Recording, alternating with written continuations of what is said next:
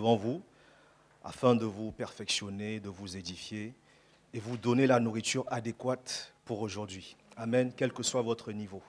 Ceux qui ont besoin de lait auront le lait. Ceux qui ont besoin de nourriture solide auront de la nourriture solide. Amen. Et justement, je voudrais que tu dises avec moi le combat. Le combat. Amen. Parce qu'il y a des guerres dans la vie chrétienne. Ah. Et souvent, les croyants ont tendance à, je ne sais pas, peut-être par naïveté, par ignorance, à ne pas souvent être conscients qu'il y a des challenges associés, non seulement de manière générale parce que tu es humain, les challenges viennent pour tout le monde, mais de par le fait que tu sois croyant, chrétien, né de nouveau, il y a d'autres challenges qui te sont ajoutés. Amen. Et souvent on oublie. On a l'impression que voilà, j'ai donné ma vie à Christ. Christ est mort pour moi, il a tout accompli, il a tout fait.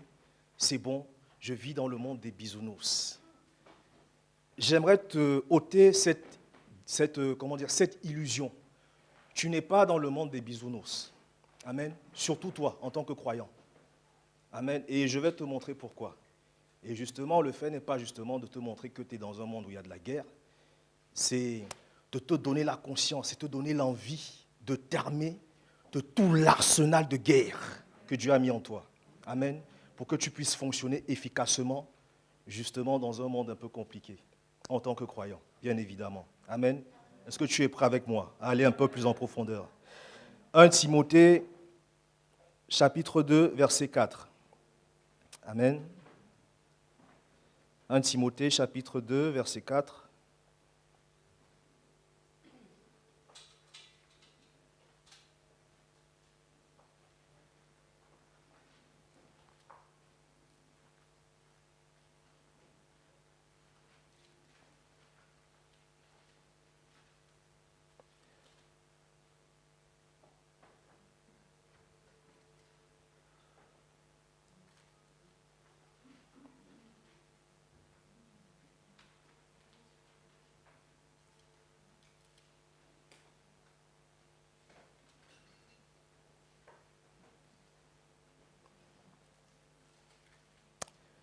Ok, c'est bon? Non, ce n'est pas le verset que je voulais, excusez-moi.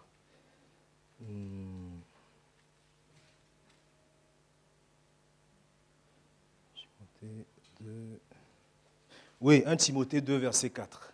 Amen. C'est les aléas du direct. C'est normal. Mais ne vous inquiétez pas, on va y arriver. On va traverser ce moment ensemble. Parce que c'est un moment édifiant. OK? 1 Timothée 2, verset 4. En commençant même par le verset 3. Cela est bon et agréable devant Dieu, notre Sauveur, qui veut que tous les hommes soient sauvés et parviennent à la connaissance de la vérité. Dieu veut que tous les hommes soient sauvés, quels qu'ils soient. Quelle que soit leur race, quel que soit leur sexe, quel que soit leur état de vie, Dieu veut que tous les hommes soient sauvés. Mais nous, en tant que croyants, bon, là, ça ne s'adresse pas à nous, nous sommes déjà croyants. Une fois que tu es sauvé, Dieu veut que tu parviennes à la connaissance de la vérité. Amen. Donc, le salut est le début de la vie chrétienne. Pour être sauvé, tu n'as pas été qualifié parce que tu étais quelqu'un de trop bien. OK? C'est Dieu qui t'a sauvé. C'est lui qui a pourvu l'œuvre de salut pour toi. Toi, tu as juste cru et tu as été sauvé. Tu n'as rien fait d'extraordinaire. Tu as juste dit, oui, j'accepte. Amen. Mais tu as fait quelque chose que plus de 4 milliards de personnes en ce moment n'ont pas encore fait. Donc, prends ça quand même pour quelque chose. Amen. Tu as eu le salut. Amen. Est-ce que quelqu'un peut se réjouir? Parce qu'il est souvent très important de se réjouir de ça. Tu t'imagines que toi, là, tu es éternel.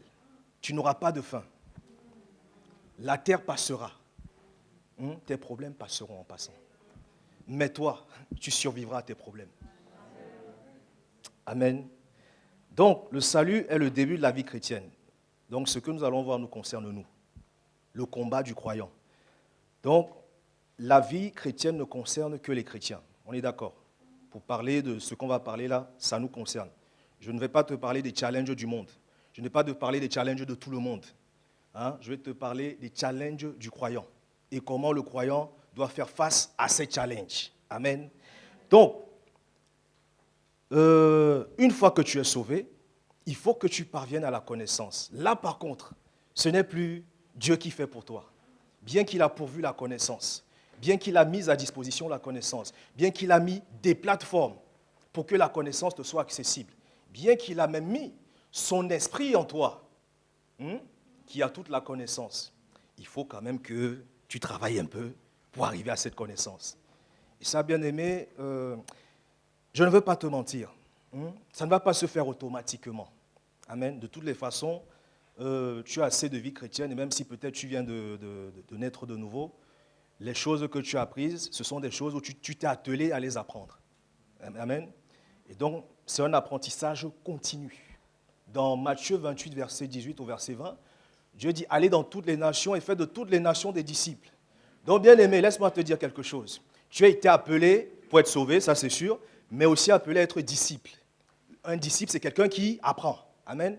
Je ne sais pas s'il y a des gens qui sont à l'école encore aujourd'hui ou qui sont en formation. Quand tu vas dans la formation, là, l'expertise ou la compétence qu'on veut te donner, est-ce que tu l'acquiers en restant chez toi? Bien évidemment, il y a un programme. Il est prévu qu'en septembre, voilà, tu ne sais rien, en juillet ou en août, que tu aies ton diplôme. Mais si de septembre à octobre, de septembre à juillet, tu ne vas pas en cours, tu ne prends pas les notes, tu ne fais pas les TD, tu esquives les questions, tu arrives, peut-être même tu peux venir même en cours, mais tu es distrait. À la fin de l'année, quand tu n'auras pas ton diplôme, tu ne vas pas écrire sur la feuille, « Ah, j'ai pas eu mon diplôme parce que le prof était méchant, parce que je n'étais pas concentré à l'école. » Ils vont dire, écoute, il y avait un programme, du début jusqu'à la fin, tu étais censé apprendre, tu étais censé acquérir, emmagasiner pour pouvoir restituer, parce qu'on ne sait pas si tu connais. Il faut que tu nous démontres que tu connais. Donc, il faut apprendre. Mais comment tu vas montrer que tu connais si tu ne sais pas? Et c'est un peu le drame, c'est un peu la tragédie pour beaucoup de chrétiens. Amen. Si je peux exprimer le mot tragédie. OK. Donc, il faut parvenir à la connaissance. Est-ce que quelqu'un est d'accord? Donc, si tu ne savais pas, au cas où, je te le dis, parce que c'est toujours bon de rappeler, ça t'est salutaire que je te rappelle ça. Il faut que tu étudies. Il faut que tu lises la Bible. Il faut que tu t'instruises, que tu réécoutes les enseignements. Bref, et n'oublie pas, tu es un disciple. Tu ne vas pas faire ça seul dans ton coin. Il y a quelqu'un qui va te prendre la main. Il y a des gens qui ont précédé, qui ont parcouru le chemin que tu parcours en ce moment. Ils vont te prendre la main. Et dans cette église, si c'est la première fois que tu arrives, je veux que cette chose soit claire dans ta tête. Nous sommes une église où on amène les gens à venir, pas seulement, mais on fait d'eux des disciples. C'est la mission, on n'invente rien. Matthieu 28, verset 18 à verset 20, allez par toutes les nations et faites des disciples. Il n'a pas dit allez dans toutes les nations et remplissez les églises des gens qui vont vous regarder opérer, des gens qui vont vous regarder résoudre leurs problèmes. Entre-temps, les gens ne croissent pas, ne grandissent pas. Non, ce n'est pas la mission. Il faut aller annoncer l'évangile et faire en sorte que les gens parviennent à la connaissance. On n'invente rien. OK? Il y a des gens qui l'ont dit avant moi, je ne suis pas le premier, je ne suis pas le dernier, que ce soit dans cette église et que ce soit dans toute l'histoire de l'humanité. Amen. Dis avec moi, je suis ici pour devenir un disciple. Je suis un disciple de Christ. Amen. Pendant que tu dis ça, je vois de grandes choses sortir de toi. J'ai vu... Non, on continue. C'est pas on ne va pas parler du disciple là aujourd'hui. Mais bon, 2 Corinthiens, chapitre 5, du verset 17 au verset 20. Amen. Toujours en parlant un peu de ce que tu es devenu et de ce qui est attendu de toi. 2 Corinthiens, chapitre 5, du verset 17 au verset 20. Amen.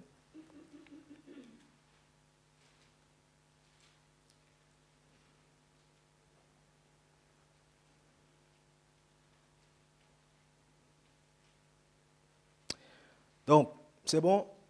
Si quelqu'un est en Christ, il est une nouvelle créature. Amen. Donc, les choses anciennes sont passées. J'aimerais dire à quelqu'un aujourd'hui, j'en profite, parce que normalement, ce n'est pas le but de l'enseignement. Mais Dieu me met à cœur d'accentuer un peu sur ces choses. Si quelqu'un est en Christ, il est une nouvelle créature. Laisse-moi te dire quelque chose. Avant d'être en Christ, tu étais quelqu'un. Tu étais quelque chose.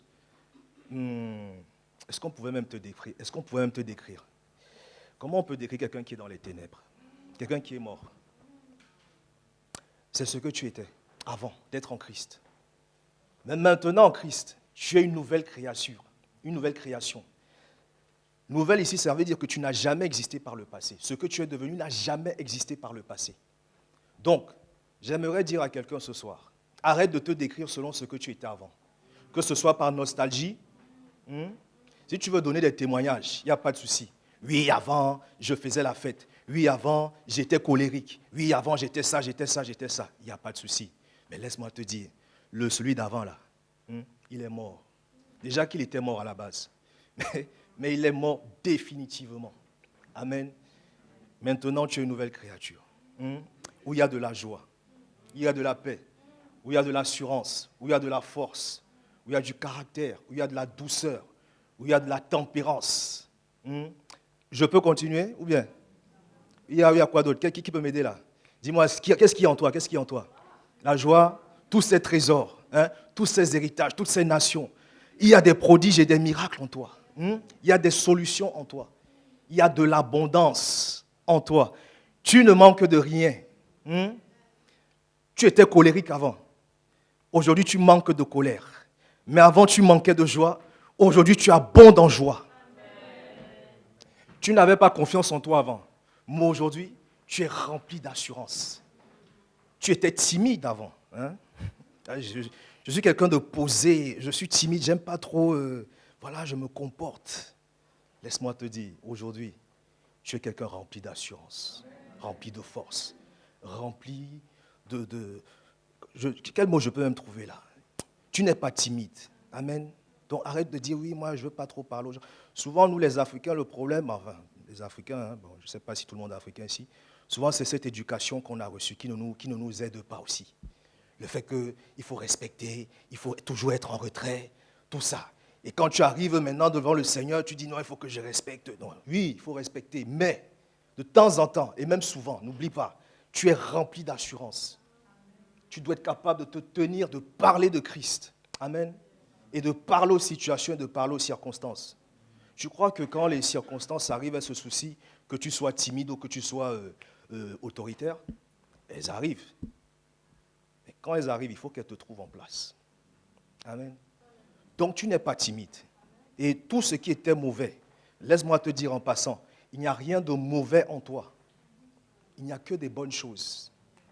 Je ne sais pas, c'est pour quelqu'un ici, ou pour plusieurs. Il n'y a que des bonnes choses en toi.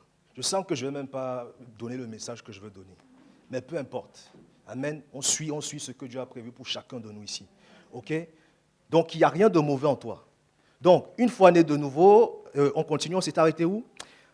Et tout cela vient de Dieu qui nous a réconciliés avec lui par Christ et qui nous a donné le ministère de la réconciliation. Amen. Donc tu es né de nouveau. Amen. Avant, tu n'étais pas un ministre. J'aimerais dire à quelqu'un que si tu avais les ambitions de devenir ministre dans le monde, continue, il n'y a pas de souci. Mais en attendant, comme tu n'es pas encore ministre de l'agriculture ou ministre de l'argent, bref, des finances, entre-temps, tu as un ministère qui est le ministère de la réconciliation. Amen. Je parle à un ministre devant moi. Votre Excellence. Comment on appelle les ministres dans le monde là? Excellence. Votre Excellence. Parce que tu es ministre. Tu as un portefeuille ministériel. Amen. Mais laisse-moi te dire, tu es beaucoup plus que eux. Parce que toi, tu règles des problèmes, tu donnes des choses éternelles. Tu n'es pas là juste pour accomplir un mandat sur 7 ans. Tu es là pour accomplir un mandat sur toute une vie et sur toute l'éternité. Amen. Tu es quelqu'un de très important. On ne te le dit pas assez souvent. Et même à l'église, on ne le dit pas assez souvent. Et je sais que dans le monde, ils ne te le disent pas assez souvent. Même si tu l'es peut-être. Même si tu as un certain statut social. Mais laisse-moi te dire, je te le répète, tu es quelqu'un de très important. Non seulement pour nous, mais surtout pour Dieu. Amen. Dieu te kiffe. Amen. Enfin. Donc, tu as le ministère de la réconciliation. Verset 19, car Dieu était en Christ réconciliant le monde avec lui-même et n'imputant point aux hommes leurs offenses. Et il a mis en nous la parole de la réconciliation. Donc, en toi, il y a la parole de la réconciliation. Nous faisons donc les fonctions d'ambassadeurs de Christ Comme si Dieu exhortait le monde par nous, nous vous en supplions au nom de Christ, soyez réconciliés avec Dieu. Amen. Donc, nous sommes des ambassadeurs de Christ, mais de mieux en mieux. Dis donc, ambassadeur, ambassadeur. Votre Excellence encore. Ambassadeur. Voilà. Pourquoi? Parce que Dieu veut se servir de nous pour agir par nous pour les autres. Tu es le représentant de Dieu sur terre. Amen. Le représentant de Dieu. À l'ambassade des États-Unis, là, qui est juste à côté ici, là, à Neuilly, je crois. Quand tu vas là-bas, est-ce que tu peux faire n'importe quoi là-bas? Parce que tu sais qu'il y a toute la puissance des armes nucléaires qui sont représentées là-bas, donc tu ne peux pas jouer. Donc de la même manière, et même beaucoup plus, considère-toi comme quelqu'un d'autorité, en autorité, un représentant de Dieu sur terre. Amen. Je sais, oh, il est arrogant, ce n'est pas de l'arrogance. J'ai lu la Bible ou pas? Qu'est-ce qui est écrit ici? On peut relire? Ambassadeur de Christ, c'est toi. Amen. Donc, et pourquoi dans un but précis, ce n'est pas ambassadeur pour se la péter? Oui, tu peux te la péter parce que tu es ambassadeur. Mais c'est ambassadeur dans un but précis. C'est pour réconcilier les hommes et Dieu. C'est pour annoncer la parole. Parce que nous avons la parole de réconciliation en nous. C'est pour témoigner Dieu. Il y a des gens qui ne connaissent pas véritablement Dieu. Mais toi, en te voyant, tout comme quand je vois l'ambassadeur des États-Unis qui représente les États-Unis, je peux me faire une idée de ce à quoi ressemblent les États-Unis. Donc quand on te regarde, on doit avoir une idée de ce à quoi ressemble le royaume des cieux. C'est ça. C'est pour ça que tu es ambassadeur. Tu représentes Dieu. Amen. On peut pousser Éphésiens 2 à partir du verset 8 au verset 10. Amen. Je ne fais que te rappeler des choses qui te concernent, qui nous concernent. Éphésiens 2, verset 8 et verset 10. Et ce pourquoi tu as été créé exactement. Amen.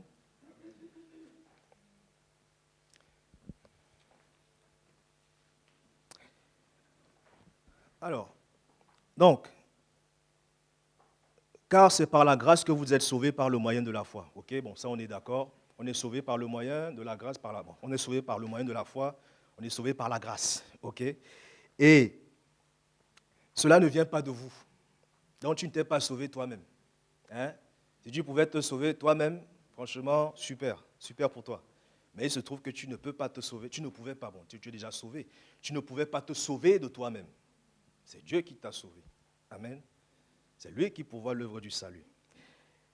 Et ce n'est point par les œuvres, bon, au cas où tu aurais des doutes, afin que personne ne se glorifie. Ok? Donc, car nous sommes son ouvrage, ayant été créés en Jésus-Christ, pour de bonnes œuvres que Dieu a préparées d'avance afin que nous les pratiquions. Je ne sais pas comment tu arrives à lire ça et rester tranquille. Je vais te donner un exemple terre à terre.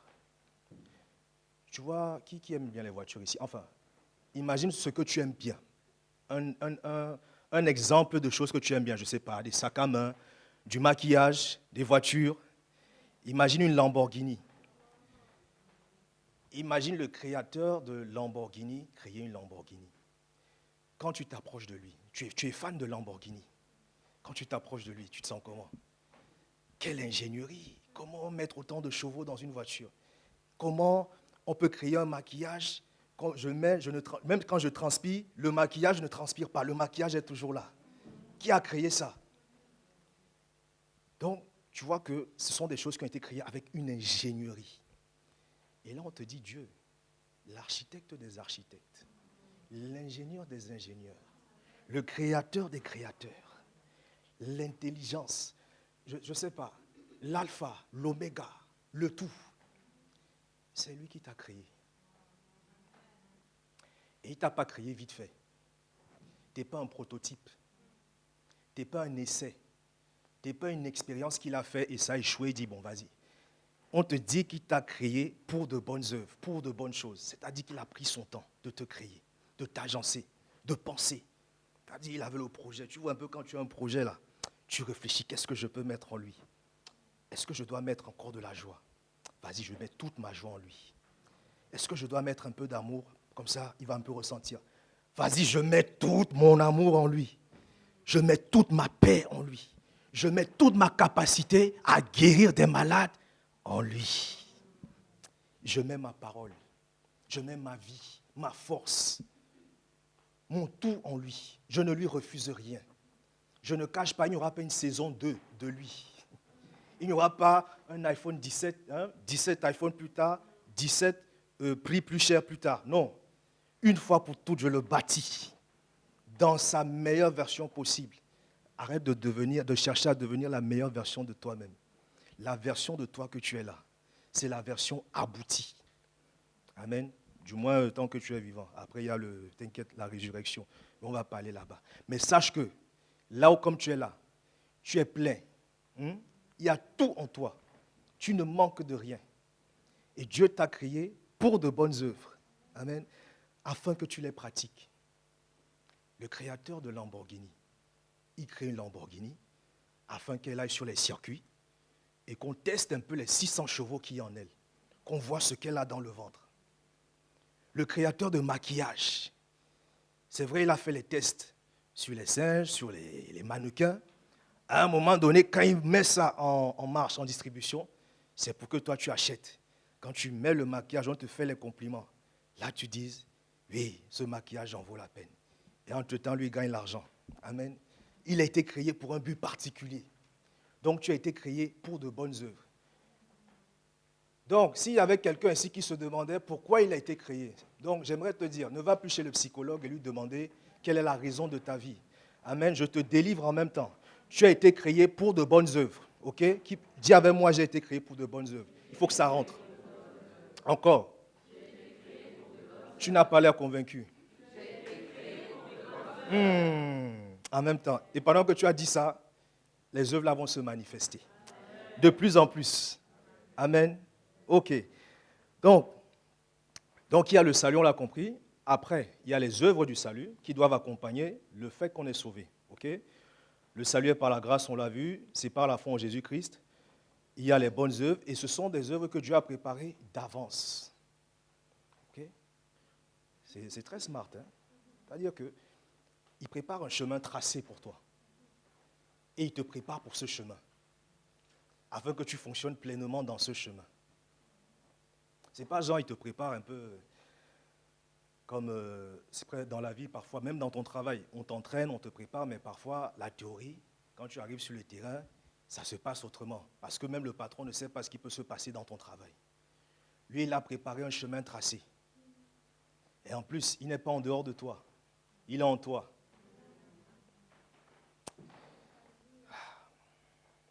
Ah là là, qui est comme toi. Donc après le salut, tu comprends donc qu'il t'est primordial, il t'est nécessaire. Il faut que tu grandisses. Il faut que tu croisses. Afin que tu puisses pratiquer les bonnes œuvres. Sinon, tu seras comme une Ferrari, une Lamborghini ou un maquillage qui est au fond du tiroir, qui ne sert à rien, bien qu'il coûte 200 €, 300 €, 500 € et que Beyoncé a fait la pub de ce maquillage. Il est dans le fond du tiroir, mais il ne sert à rien. Sinon, tu seras comme cette Lamborghini qui fait 800 chevaux, mais qui est au fond du garage, avec la bâche dessus, avec la poussière. C'est 800 chevaux qui sont là, 500 000 € qui sont là. Amen. On ne veut pas être comme ça. Je veux pratiquer les bonnes œuvres. Je veux que la raison pour laquelle j'ai été créé, je puisse vraiment vivre dans cette raison-là. Sinon, je ne sers à rien d'autre. J'ai été créé pour de bonnes œuvres. Oui, je dois travailler. Oui, je dois gagner de l'argent. Oui, je dois prospérer. Oui, je dois me marier. Oui, je dois élever mes enfants. Mais laisse-moi te dire, bien-aimé, ça là, ce sont des activités extra-spirituelles. Ce sont des activités extra-bonnes œuvres. Ben oui, parce que ta raison première, c'est quoi? C'est les bonnes œuvres. Donc tout ce qu'il y a à côté, c'est les extras. Oui, mais c'est ma famille, c'est ma femme, c'est mes enfants. Bien, évidemment, justement. Il y a tout en toi pour pouvoir s'occuper d'eux, pour faire de toi le meilleur mari possible, pour faire de toi la meilleure femme possible, la meilleure sœur possible. Il y a la sagesse, il y a l'intelligence. Au contraire, si tu pratiques vraiment les bonnes œuvres et que tu es dedans, tu vas voir, ça va impacter toute ta vie. Effectivement. Amen. Donc, tu dois grandir. Parce que toutes ces bonnes œuvres-là, ok, je t'ai dit que tu es né de nouveau. Ça, on est ok. Il y a de bonnes œuvres en toi, ok? Mais il faut que tu grandisses pour que tu puisses pratiquer ces bonnes œuvres. Parce que laisse-moi te dire quelque chose, ne soyons pas naïfs. Si ces bonnes œuvres étaient faciles à pratiquer, étaient accessibles, c'était automatique, c'est que tout le monde le ferait. Tous les croyants le feraient. Il y a des statistiques qui disent que sur les... Je ne sais pas s'ils sont fondés, mais bon, par observation, je peux être d'accord avec eux. Que sur 100% de chrétiens, il y a 40% à peu près qui ne font rien. En fait, qui ne pratiquent pas les bonnes œuvres qu'ils sont censés pratiquer ou qui ne les pratiquent pas comme il faut. Le reste, c'est un peu le jonglage. Qu'on essaye, on tâtonne un peu. Et sur les 100%, il y a peut-être 10% qui sont vraiment impliqués. Et je ne te parle pas de servir à l'église. Il ne faut pas commencer à me regarder. Je ne te parle pas que de ça. Parce qu'il y a beaucoup de choses à côté.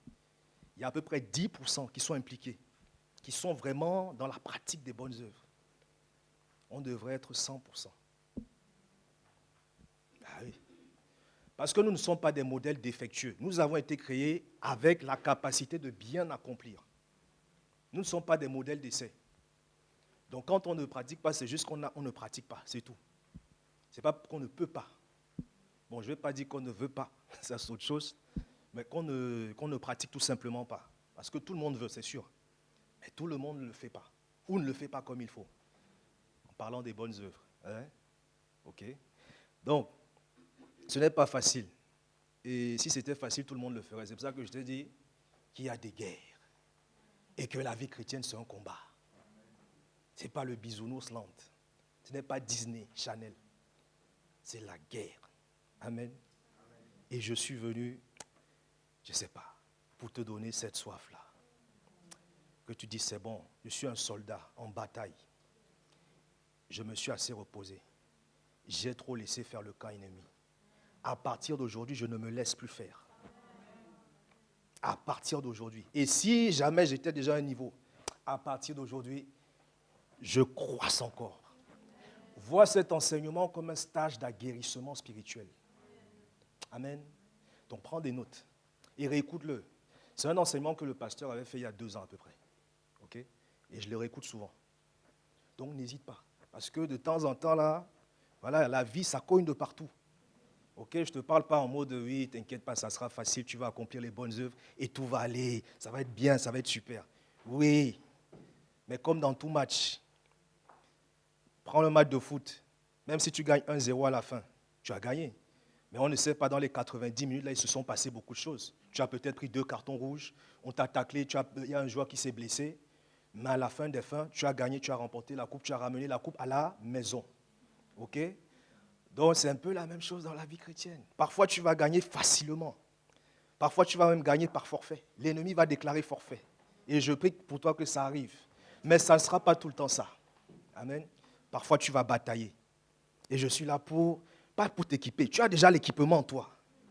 Je suis là pour te faire prendre conscience que tu dois prendre l'équipement et y aller. 2 Timothée 4, verset 6 au verset 8.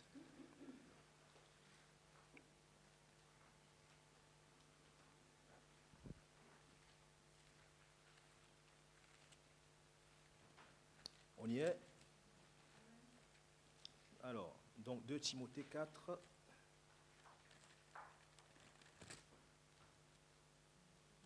Donc, c'est bon? Car pour moi, je sers déjà de libation. Et le moment de mon départ approche. Ok? Je m'arrête un peu là pour le moment.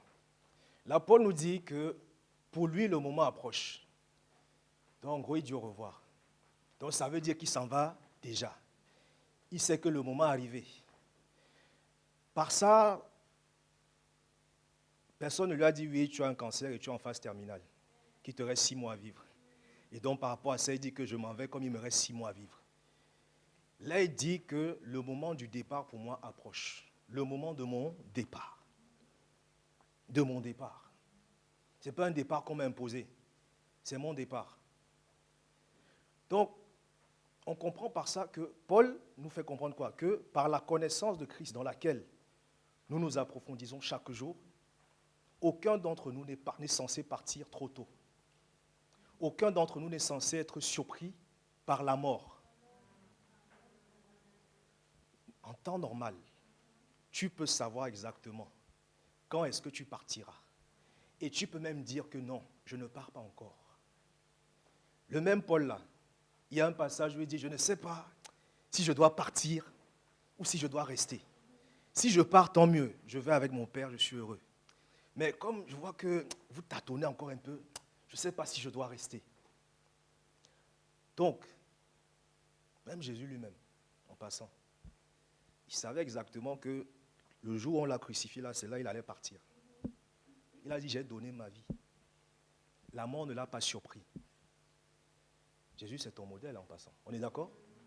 Donc moi, comme toi, en temps normal, dans notre vrai, dans notre naturel, dans notre nous-mêmes, la mort n'est pas censée nous surprendre. Ok? Tu n'es pas censé mourir par accident, je ne sais pas.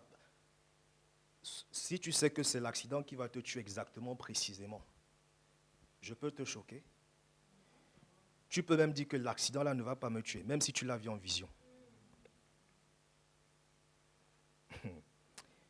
Tu as été créé par Dieu. Je ne sais pas si tu te rends compte. Ce n'est pas n'importe qui t'a créé. Et il ne t'a pas créé juste comme un objet que tu crées, bam. Le créateur de la Lamborghini, quand il crée la Lamborghini, son âme n'est pas dedans. C'est un objet inerte. Ce qui fait que tu achètes et ça devient ta propriété. Mais toi, tu as été créé et il habite en toi. Tu n'es pas n'importe qui, ni même n'importe quoi. Donc, verset 7. J'ai combattu le bon combat, j'ai achevé la course, j'ai gardé la foi, désormais la couronne de justice m'est réservée. Le Seigneur, le juste juge, me la donnera dans ce jour-là, et non seulement à moi, mais encore à tous ceux qui auront aimé son avènement. D'accord? Donc, il reconnaît avoir combattu le bon combat, il reconnaît avoir achevé la course, et donc combattre le bon combat est laborieux. Ce n'est pas facile. Sinon, on ne parlerait pas de combat. Il aurait dit, j'ai accompli ma balade, j'ai accompli ma promenade, j'ai accompli ma marche. Et même dans une marche, même dans une promenade, tu dois quand même marcher. Fais 10 km, fait 10 km à pied. Tu vas comprendre que oui, certes, tu marches, tu fais une, deux. Mais même marcher là, c'est compliqué un peu. Amen. Ou bien tu n'arrives peut-être pas à faire les 10 km. Bon, fais 5 km à pied. Tu vas comprendre que même marcher, même une promenade, c'est un peu compliqué. Donc imagine un combat. Donc c'est laborieux. Ça demande de la force. Et ce n'est pas la force des bras. Amen. C'est la force spirituelle, la force de Dieu. Ok? Donc, et en passant, tu peux combattre. Ok? Il a précisé, j'ai combattu. Donc il ne s'agit pas seulement de combattre. Il faut combattre le bon combat. Tu peux te retrouver en étant une Lamborghini, à te retrouver à flotter dans la mer. Bon, enfin, essayer de naviguer dans la mer. Tu n'as pas été créé pour ça, tu es une voiture. Tu dois rouler sur le bitume ou sur la terre battue. Tu peux te retrouver à être un maquillage, à utiliser ton maquillage pour maquiller ton chat. Ce n'est pas le bon usage. Tu as été créé pour un combat en particulier. C'est pour ça que j'ai dit le combat au début. Tu te souviens? Je ne t'ai pas dit les combats. C'est vrai que de ce combat, il y a beaucoup de combats sous-jacents qui découlent, mais ces combats-là sont liés au combat. Amen. D'accord. Donc, combattre, on combat d'abord quoi? Quel est le combat? Il faut qu'on le voie. C'est quoi le bon combat? Et quel combat est le bon? En gros, c'est la même question tournée dans différents sens. Afin que nous puissions combattre le bon combat, tout soldat doit savoir quel est l'ennemi. Quelles sont les règles d'engagement? Exactement. Pour que tu ne te retrouves pas dans une guerre qui ne te concerne pas. Ok? Tu te retrouves dans la bonne guerre face au bon ennemi. Comme ça, si tu fais les choses bien, on te donne les bonnes médailles, le bon avancement qu'il faut. Tu ne vas pas te retrouver la guerre au Mali, toi tu es au Bangladesh, en Iran. Tu fais quoi là-bas? Donc, on revient dans 2 Timothée, verset 3, 2 Timothée 2, du verset 3 à 6. Est-ce que quelqu'un est béni ce soir? Donc, 2 Timothée 2, du verset 3 au verset 6.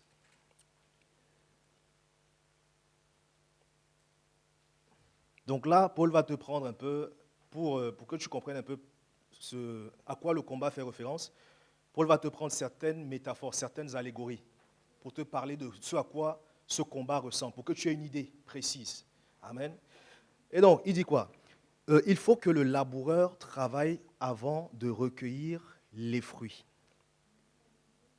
2 Timothée 2, verset 3, verset 6, pardon. 2 Timothée chapitre 2, verset 3, verset 6.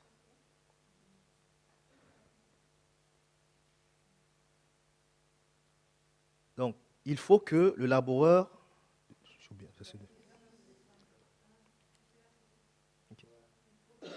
Bon, voilà, si tu veux, on commence au verset 4. Il n'est pas de soldat qui s'embarrasse des affaires de la vie. Ah oui, c'est vrai, j'avais commencé au verset 6, pardon, tant pour moi. Alors, souffre avec moi. Oui, bien vu, bien vu, bien vu. Hein? J'ai failli rater la partie là. Hein? Souffre avec moi comme un bon soldat de Jésus-Christ. Dans la vie chrétienne, dans le ministère, dans l'accomplissement du plan de Dieu pour ta vie. Je mets bien dans la vie chrétienne parce que ça nous concerne tous. Ne te dis pas que comme moi, je ne suis pas en train de servir à l'église, le diable va me caresser. Non, tu es dans le combat, dans la vie chrétienne. Comme moi, je ne suis pas dans le service et tout, ça va, je suis tranquille, je suis à l'abri. En vrai, tu es à l'abri en Christ. Mais il y a quand même tu vois, il faut quand même que tu saches ça. Il faut que tu saches déjà que tu es à l'abri. Ça déjà, même il y a souvent, ils ne savent pas ça. Ok? Donc, souffre avec moi. Donc, il y a des souffrances qui sont liées au fait que tu es chrétien. Ne sois pas triste. Ne sois pas d'abord. Tu es où? Tu as été créé par qui? Par Dieu. Qui est ton Père? Donc, ne regarde pas comme si, comme j'ai dit, souffrance, il faut que tu sois inquiet. Ne sois pas inquiet. Juste, je veux que tu prennes conscience qu'il y a des souffrances, mais je veux que tu prennes conscience que tu peux affronter ces souffrances. Mais d'abord, je veux aussi que tu prennes quand même conscience de qui tu es d'abord. C'est pour ça que j'ai commencé par ça. J'ai commencé avec toi en haut. Maintenant, comme on essaie de voir un peu ce qui est en bas, tu ne vas pas devenir triste. Je dis, il y a souffrance, ça t'attriste. Normalement, tu dois dire, souffrance ou pas souffrance, je suis en Christ. Je suis une nouvelle créature. Dieu est mon Père. Il habite en moi. Qui me peut? Qui sera contre moi? Si Dieu est avec moi, je ne dois pas avoir de la tristesse dans tes yeux, bien-aimé. Là, tu dois juste me dire que oui, il y a des souffrances. Bon, ça ressemble à quoi? On va voir comment, avec la capacité que j'ai, je vais pouvoir gérer ça. Donc, je ne suis pas venu pour t'attrister. Non, je ne veux pas avoir de la tristesse dans tes yeux. Je veux voir du feu, du zèle. Je veux voir du caractère. N'oublie pas, je t'ai dit, c'est pourquoi? C'est pour que tu te dises à la fin, je ne vais plus jamais me laisser faire. Jusqu'à présent, là, je me laissais faire parce que je ne savais pas. Mais maintenant, c'est terminé. C'est ça que je veux voir. Je ne veux pas voir de la tristesse. Donc, ne fais pas la tête comme si je t'ai annoncé une mauvaise nouvelle. OK? Oui, il y a des souffrances. Et alors? Mais on va pousser. Tu seras un peu plus joyeux tout à l'heure. Il y a des souffrances, OK? Il y a des guerres dans la marche chrétienne. Nous sommes soldats de Jésus, OK? Des athlètes. Quand tu lis un peu les allégories qu'il prend, des athlètes, des laboureurs, des soldats. Ces analogies montrent que c'est une œuvre dans laquelle où il faut de la persévérance, il faut de la discipline, de la constance, de l'intensité pour atteindre le but précis que nous avons. N'oublie pas le ministère de la réconciliation, réconcilier le monde avec Dieu en annonçant la parole de la réconciliation. C'est une œuvre, c'est un labour. Et il faut de l'intensité. Ce n'est pas le monde des bisounours. Il faut de l'intensité. Il faut de la patience. Un laboureur, est-ce que quand il plante le blé, est-ce que le lendemain, même si c'est le blé OGM, même si c'est le blé travaillé, même si c'est le blé transformé, même si c'est le blé amélioré par l'IA, est-ce que quand il plante ça le même jour, c'est là où ça sort? Il faut un temps. 1 semaine, 2 semaines, 1 an, un certain temps. L'athlète, est-ce que directement, qui a fait un peu de l'athlétisme ici? Voilà. Est-ce que le même jour tu es arrivé à la Fédération française d'athlétisme, le même jour on t'a mis sur le terrain ou dans ta discipline et tu as commencé à travailler? Est-ce qu'on t'a mis directement en compétition? On t'a d'abord entraîné. Parfois même tu as dit, qui m'a envoyé ici? Je ne savais pas que c'est comme ça. Je vois Marie-Josée Perret courir à la télé. Je me dis que c'est easy parce que moi aussi je peux courir, j'ai 2 jambes comme elle. Là on te met, tu vois bien que là tu comprends que ce n'est pas juste une histoire d'avoir des jambes. Tu vois comment là, il a parlé de qui encore? Le soldat. Ce n'est pas le premier jour qu'on l'envoie au carton. Non, c'est criminel. Tu prends un civil, quelqu'un qui ne sait pas, parfois même là, il y en a un, il ne savent même pas se battre. Il n'arrive même pas à faire 2 pompes. Mais c'est lui qui doit porter une arme qui fait 5 kilos. Il doit porter un sac qui fait 60 kilos. Avec la tenue, avec la radio. Il doit marcher, gravir les montagnes. C'est lui qu'on va envoyer à la guerre. En ce moment-là, on parle beaucoup de guerre, on dit d'envoyer les gens à la guerre et tout. La génération dans laquelle on est là, qui va aller? Hein? Qui? Vous-même, quand vous voyez les mecs d'aujourd'hui, qui va aller au carton? Non, s'il y a vraiment la guerre avec eux, on leur dit c'est bon, ça va, vous avez gagné. C'est bon, vous savez quoi, on capitule. Personne ne va aller, ils ne sont pas prêts. Les gens qui ne supportent pas l'autorité. Parce qu'il faut passer pour qu'on t'entraîne même là. Il faut que tu te soumettes. Alors ils ne sont pas soumis, on va lui dire fais 5 pompes. Ah, moi je ne fais pas les pompes, vas-y, ce n'est pas dans ma DA. T'es hein? Venu ici pourquoi? Donc, il y a des disciplines. Il y a des choses qui te sont imposées et que tu dois t'imposer. Parce que même quand dans un cadre précis, même s'il y a une règle, il faut que tu t'imposes à la règle.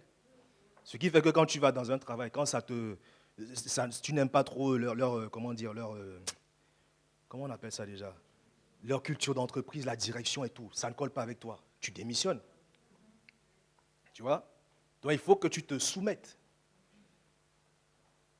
Donc, il y a un cadre qui montre qu'il faut de la persévérance, de l'endurance, de l'intensité, de l'implication pour atteindre un but précis. On ne peut pas mettre un système 4-4-2 en place, toi tu viens jouer en 5-5-2. On t'attend là-bas, on fait un changement de balle là-bas, toi tu es là-bas. Ça ne va pas fonctionner. Donc Paul t'explique ce qu'est la vie chrétienne. Et moi aussi je te l'explique aujourd'hui. Et c'est ce dans quoi nous sommes tous. Je précise encore. Parce que parfois quand on parle comme ça, tu dis moi je suis à l'abri, je ne suis pas dans le service. De toutes les façons, je ne vais pas te demander, je suis sûr que dans ta vie il y a des challenges. Est-ce que je mens? Qui n'a pas de challenge ici?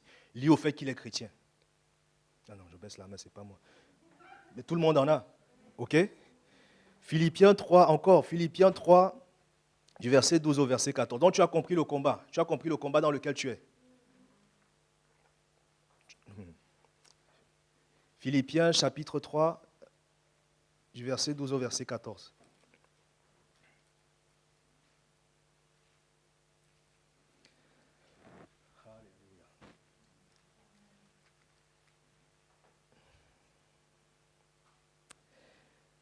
Ok.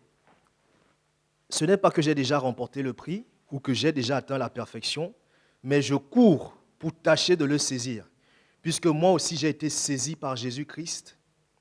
Amen. Donc on comprend par là que nous avons été saisis par Christ afin de saisir les autres. Et nous sommes dans une course où on doit courir de manière à remporter la course. Je prenais le cas tout à l'heure de l'athlétisme, où ils vont t'entraîner, mais ils ne vont pas t'entraîner dans la tête d'aucun coach. Même si c'est par exemple que tu ne vas pas finir premier. Mais la façon dont il va te coacher, c'est pour que quoi qu'il arrive, tu sois premier. Même si c'est que tu n'es pas le meilleur. Personne ne va aucun sportif ne va en se disant, vas-y, de toutes les façons, je suis nul. C'est qu'il n'a pas un bon mindset. Et là, on s'assoit avec lui, on parle avec lui, on le rebooste. Oui, tu n'es pas meilleur, mais ce n'est pas grave. Tu as 2 pieds comme lui, tu vas aller, on va aller. Ce qui fait que même quand ils perdent, ils sont contents, pas d'avoir perdu, ils sont contents d'avoir tout donné. Sinon, c'est le forfait. Donc, il y a une façon de courir pour gagner, pour remporter le prix. Et quand il dit nous devons avoir la perception que nous sommes dans un combat, une course qui doit être menée jusqu'au bout.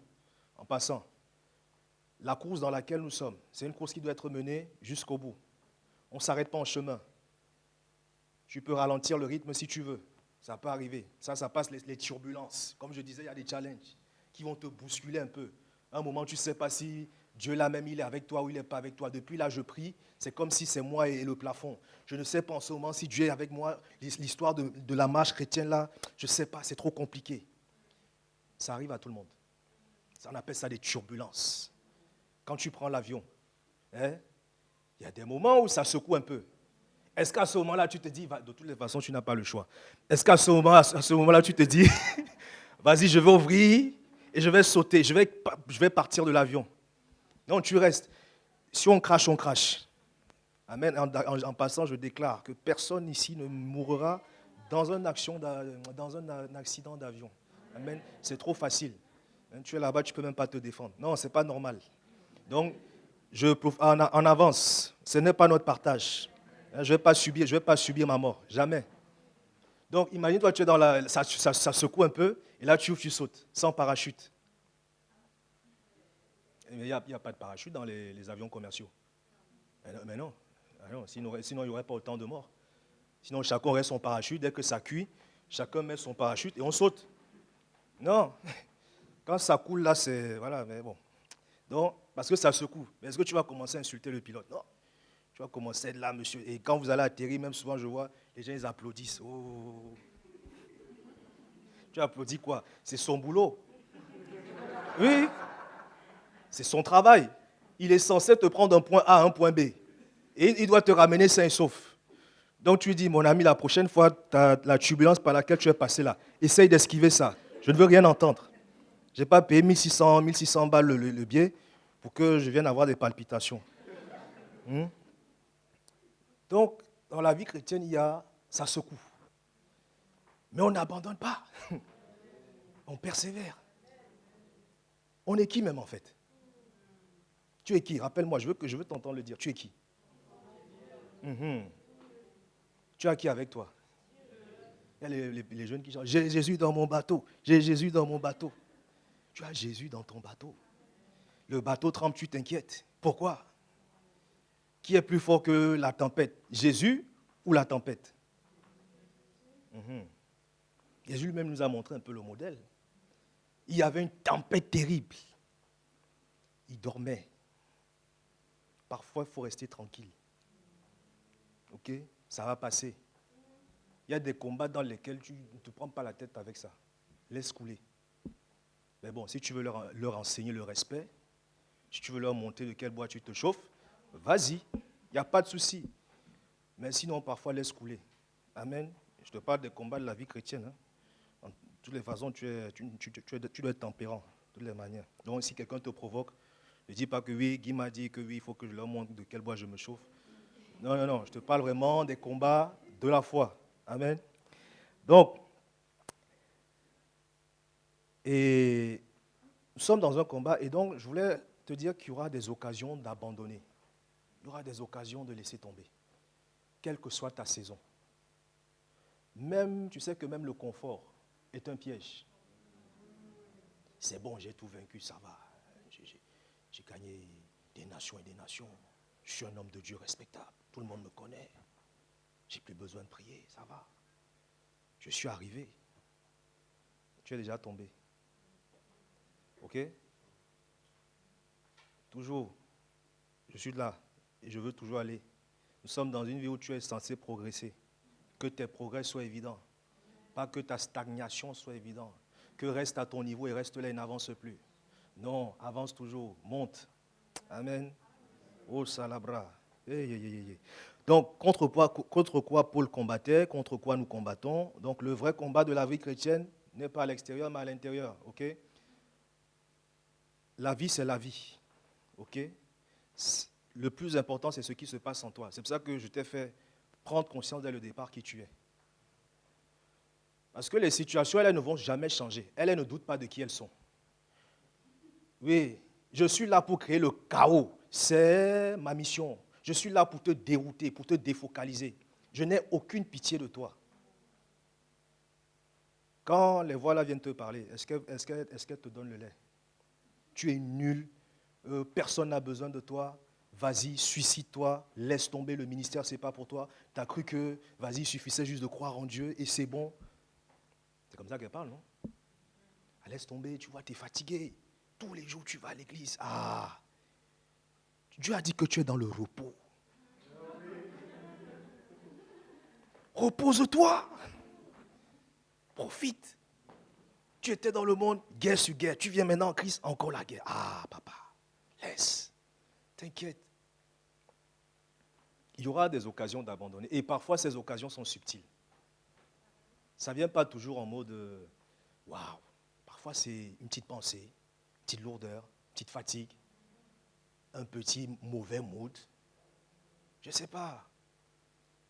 Parce que si c'est trop gros, tu vas voir, tu vas dire ah non, non, arrière de moi, arrière de moi.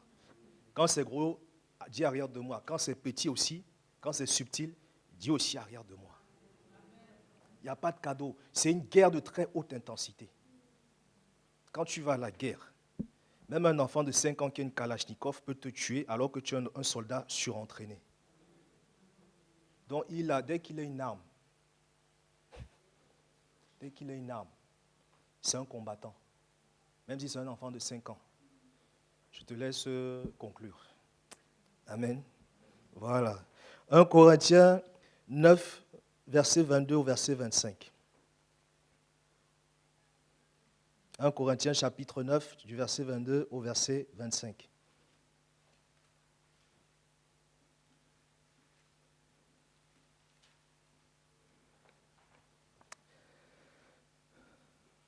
Alors, j'ai été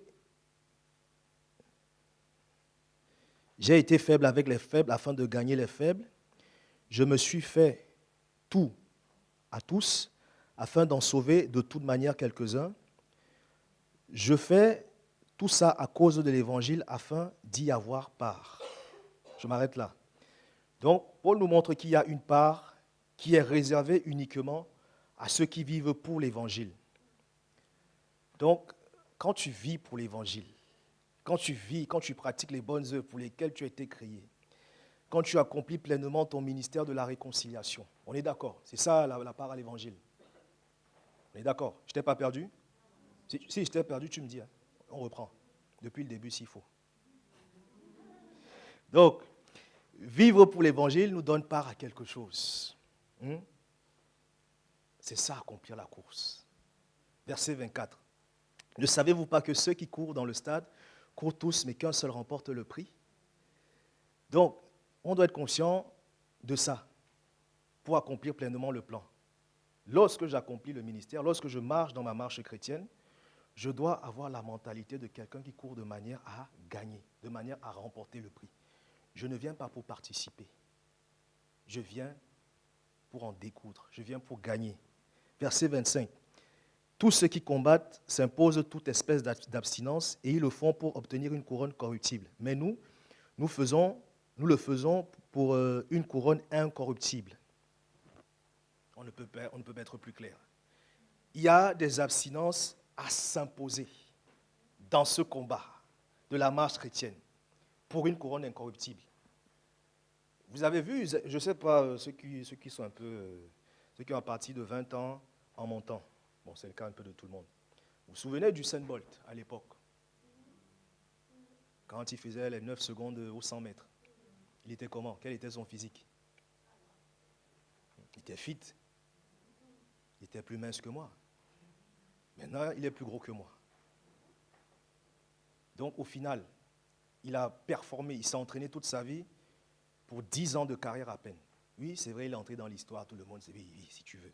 Mais il ne pouvait pas faire le sprint toute sa vie. Donc, c'est quelque chose qui devait s'arrêter à un moment. C'est corruptible. Et je t'ai parlé du Usain Bolt, je te parle de tout. Même ton travail, pour lequel tu te tues tant. Et c'est bien, il faut travailler, il faut bosser, ok? Il ne faut pas être oisif. Il faut donner le meilleur de toi-même au travail. Mais laisse-moi te dire quelque chose. Ton travail est corruptible. Quand tu iras en retraite, c'est terminé. Oui, je ne vais pas changer, je vais travailler jusqu'au bout. à 65 ans, bon, comme nous là, ça va peut-être changer. Disons que tu travailles même jusqu'à 70 ans, 75 ans, même 80 si tu veux. À 80 ans, on va te dire, est appelé à valoir ses droits en retraite. Je peux rester, je peux encore donner. Non, non, c'est bon, papa. Tiens, prends une médaille.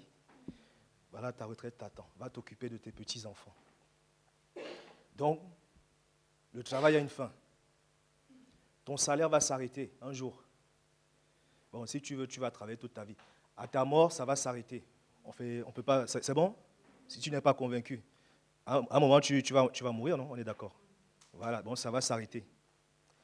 Donc, tout ce que tu as bâti là, ça s'arrête au moment où tu pars.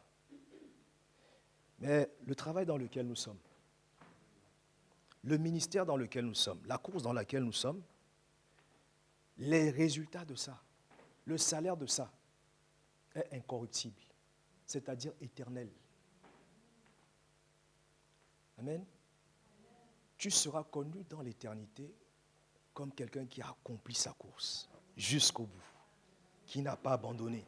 Même quand il y avait le travail, même quand il y avait les enfants, même quand il y avait la famille, même quand il y avait les problèmes de la vie, même quand les gens disaient que les gens t'abandonnaient, même quand les gens disaient, vas-y, lui, tout le temps, Dieu, Dieu, Dieu, Dieu, Dieu, on ne le calcule plus, on ne l'invite plus à nos soirées, on ne l'invite plus à nos baptêmes.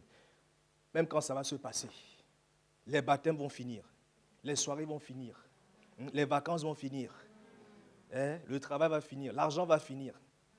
Pas maintenant, mais à un moment donné. Amen. Mais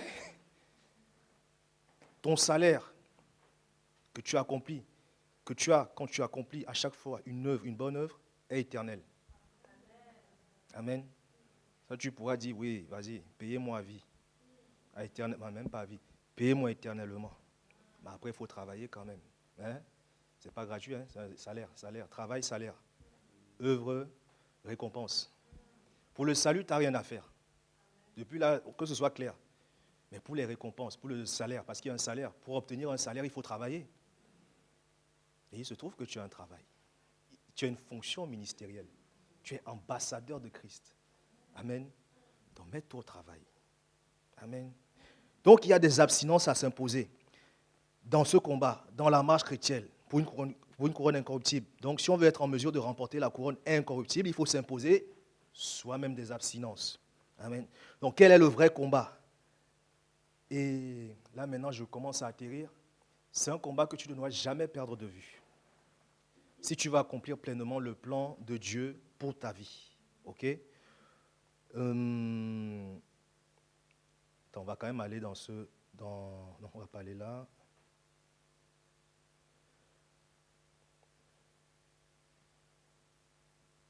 Donc, ton combat à toi.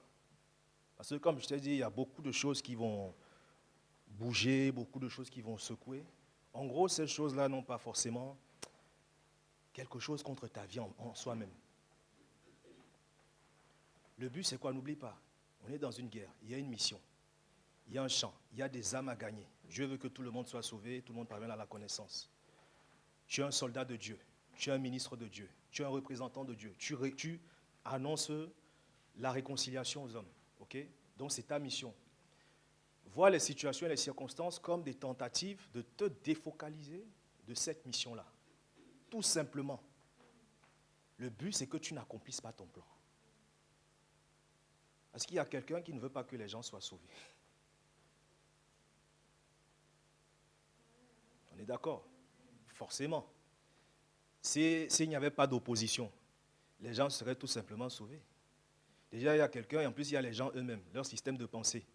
Bon, je ne vais même pas prendre le quelqu'un là. Lui, c'est rien. Mais au moins, les gens, leur système de pensée. Il y a ça aussi. Tu as ces oppositions-là.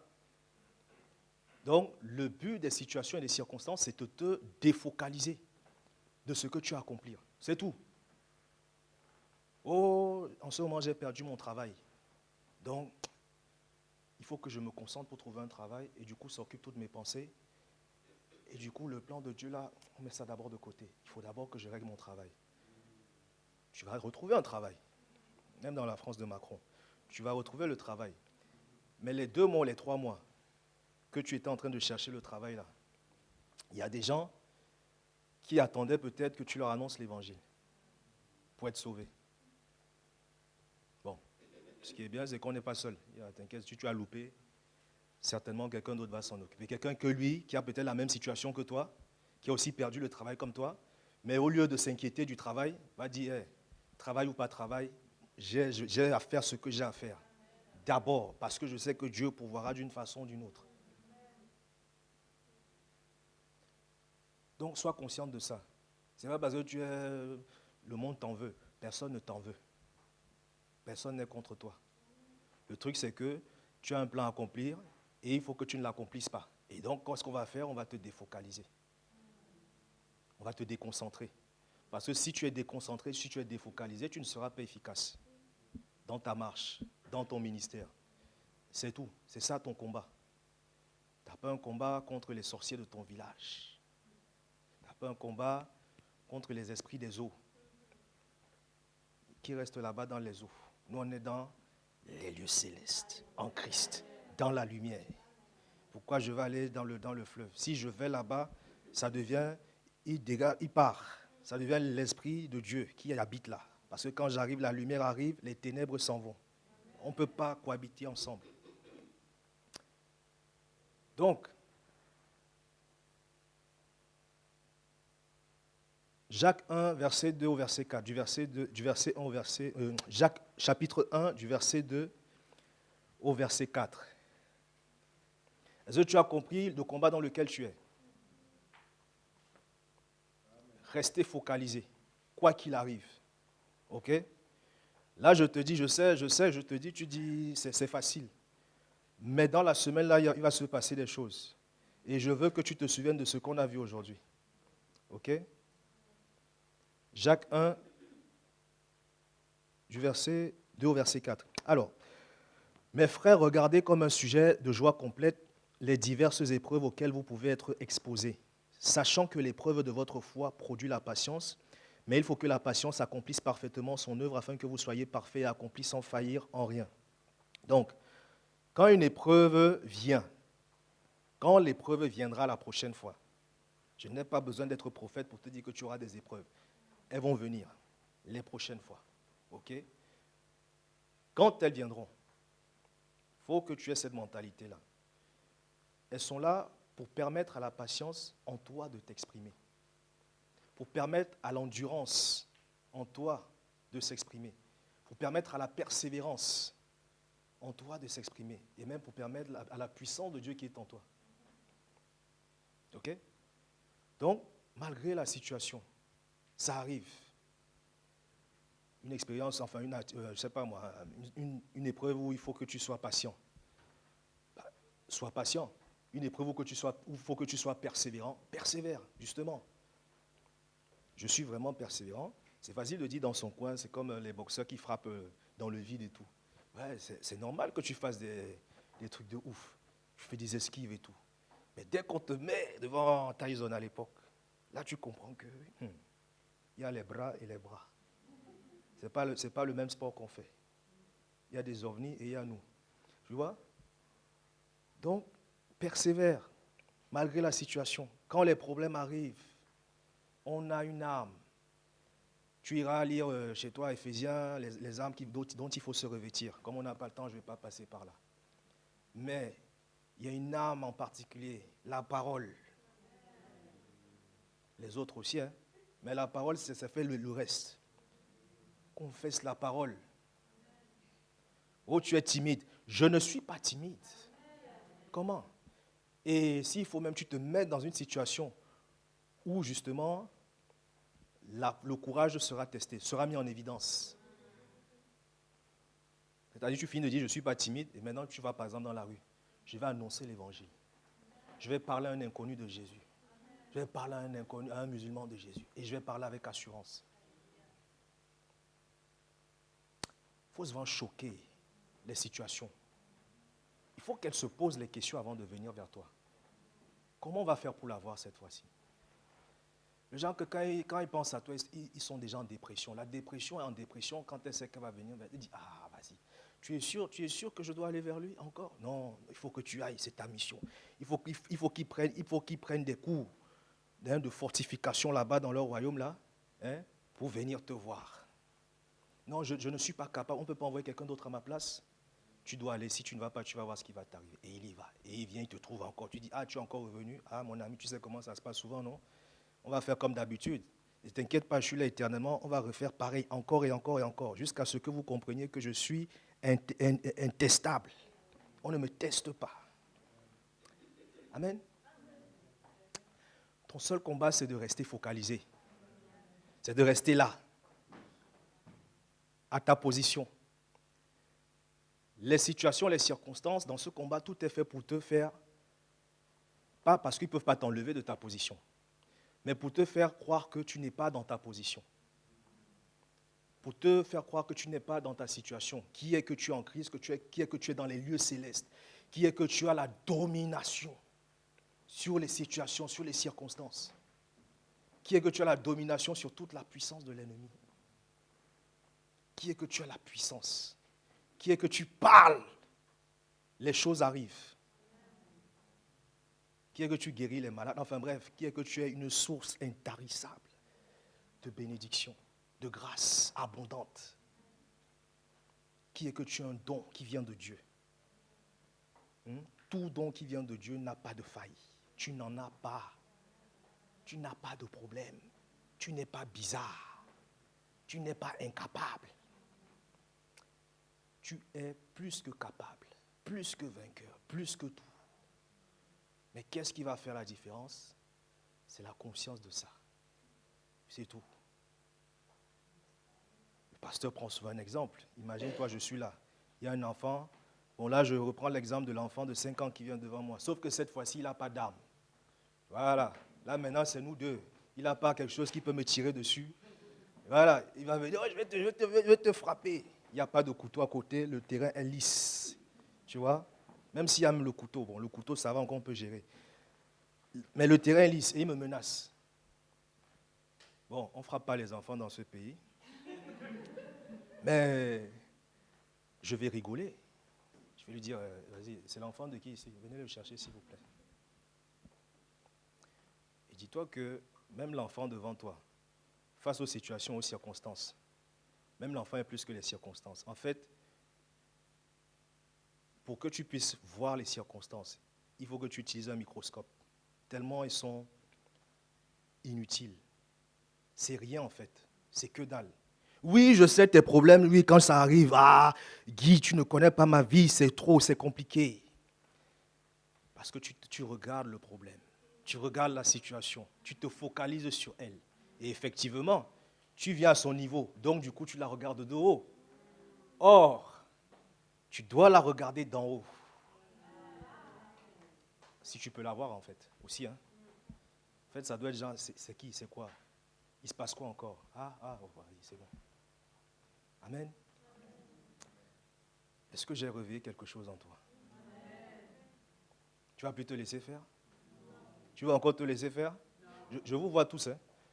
Si je vois quelqu'un pleurer encore à cause d'une situation, là, amen. Donc, toi, tu dois garder la foi, confesser la parole, garder la vision sur la mission et sur les récompenses. Parce que n'oublie pas, le travail que tu fais n'est pas en vain. On ne travaille pas juste pour travailler. Hein. Oui, tout ça, là, ça secoue de partout. Et tout ça, tu fais ça juste par bénévolat. On ne fait pas du bénévolat, ok? La marche chrétienne, la vie chrétienne, ce n'est pas du bénévolat. C'est un travail. C'est une œuvre. Certes, on ne te paye pas avec l'argent. Amen. C'est Dieu qui te paye des récompenses éternelles. Donc, je veux voir tes progrès. Tout à l'heure, quand j'ai dit souffrant, je t'ai vu t'abattre. Mais là, ça va mieux. Je vois du feu dans tes yeux. Je vois de la capacité. Je vois des choses grandes. Peut-être même que tu vas aller cette semaine. Ça va arriver, peut-être tu vas même pleurer. Mais le but n'est pas, n'oublie pas, c'est une course. Tu peux échouer. Ça peut t'arriver. Tu peux même tomber. Mais relève-toi, c'est une course. Ok? Même dans le marathon, on a vu des gens tomber, se relever et venir dépasser le premier. Ils n'ont pas abandonné. Et même quand ils abandonnent, j'ai vu souvent des marathons, le gars, il continue la course en boitant. Il est là comme ça, là. Il boite. Et il arrive, on lui donne une médaille, la médaille du courage. Donc, c'est une course à terminer. Il ne suffit pas de commencer. Il faut continuer, persister. Tu vas échouer. Tu vas peut-être même t'échouer lamentablement à un certain moment. La même situation que tu as dit que ça ne va plus te fatiguer là. Ça va même venir pendant, ça va te fatiguer un moment. Mais n'oublie pas, le but dans un combat, ce n'est pas celui qui se couche le dernier. C'est celui qui le termine, debout. Donc même si la vie te met un coup, tu tombes, tu te relèves, tu mets un autre coup, bah, et tu tombes. Et tu continues, pardon. Tu continues. Amen. Est-ce que tu es prêt à aller jusqu'au bout de cette marche aujourd'hui? Et si aujourd'hui était un jour où tu prenais véritablement cette décision, peut-être que tu marches comme il faut. Et tu te dis peut-être qu'il y a des choses que je dois améliorer ou je dois m'ajuster. Et si c'était le moment? Et si jamais tu n'étais pas encore engagé? Et si c'était justement le moment? Tant que tu es vivant, tu peux. N'oublie pas, c'est une course. Et en passant, nous sommes tous dans la course, on court tous. Hein. Même quand tu ne fais rien, tu cours. Hein. N'oublie pas, c'est une marche. Mais n'oublie pas, il faut courir le bon combat, il faut courir la bonne course. Il faut faire le bon combat. Donc peut-être en ce moment, tu fais un combat. Autre part, tu es hors juridiction. Bah, c'est peut-être le moment de te réaligner. De te battre pour ce qui compte vraiment. Le ministère de la réconciliation. Les âmes. Les sentiments que Dieu a. Quand tu prieras Dieu, tu lui fais part de tes problèmes et tout, de tes situations et tes circonstances. Il dit, oui, amen, il n'y a pas de souci, on va régler. Mais tu sais, moi j'ai quelque chose aussi qui me tient à cœur. C'est que tu ailles saisir les gens dehors. C'est que tu ailles leur parler de moi. Tu ailles leur présenter qui je suis. Parce qu'ils ne me connaissent pas. Ils croient que je suis un Dieu qui frappe. Un Dieu qui envoie les épreuves, qui envoie les calamités. Ils croient même que je n'existe pas. Pourtant, j'existe. Je veux être avec eux. Je veux qu'ils me connaissent comme tu me connais. Je les aime, je les kiffe. Mais il faut qu'ils le sachent, il faut que tu ailles. Et ça s'adresse à tout le monde, quel que soit ton niveau de vie, quels que soient tes challenges, quel que soit... Je ne sais pas, on n'a pas tous la même configuration de vie, mais n'oublie pas, on est tous quand même dans la course. On n'est pas plus sage que Dieu. Dieu t'a appelé, sachant que tu as la vie que tu as. Donc, et laisse-moi te dire, il ne s'est pas trompé dans son choix. Oui, mais est-ce que je suis capable? Est-ce que c'est moi? J'ai des enfants, j'ai ça, je suis engagé en politique, j'ai une vie où je ne peux pas forcément me présenter comme chrétien. Dieu t'a appelé avec ça. Il ne s'est pas trompé. Est-ce que Dieu s'est trompé? Ou Dieu s'est trompé en t'appelant? Voilà. Amen. Donc on va se lever. Amen. Quelqu'un a été béni? Ok.